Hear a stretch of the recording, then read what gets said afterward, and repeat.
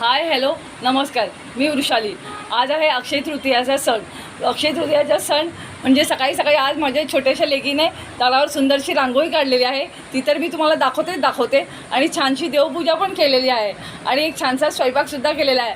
अक्षय तृतीया असो नाही तर कुठलाही मोठा सण असो, एक गृहिणीने चांगला स्वयंपाक केल्याशिवाय तो सण पूर्ण होतो का नाही ना. तर चला आता आपण आपली माझी लाडक्या लेकीने कशी छानशी रांगोळी काढलेली आहे ती तुम्हाला दाखवते. बघा माझ्या लेकीने किती सुंदर पूजा केलेली आहे अक्षय तृतीयाची. एक छानसा आंबा पण देवाला ठेवलेला आहे. अक्षय तृतीयाला आंबा देवाला पहिले दिल्यानंतरच आंबे खायला सुरुवात करतात.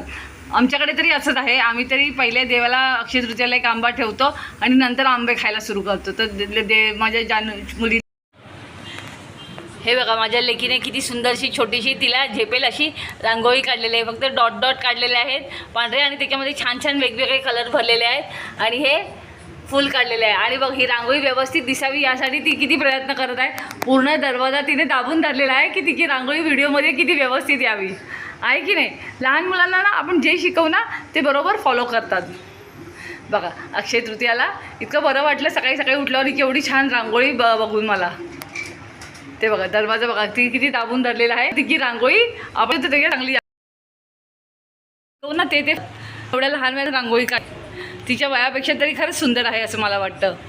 जानू दरवाजा सोड बेटा, तुझी झाली रांगोळी दाखवून. सोड बेटा सोड. हां थँक्यू. हो की नाही. असं मुलं काही ना काही शिकवलेलं आपलं करतात ना तर आपल्याला फार बरं वाटतं. जानू मध्ये नको येऊ बेटा. चला तर आज अशाप्रमाणे माझा अक्षय तृतीयाचा सण माझ्या लेकीने व्यवस्थित साजरा केलेला आहे.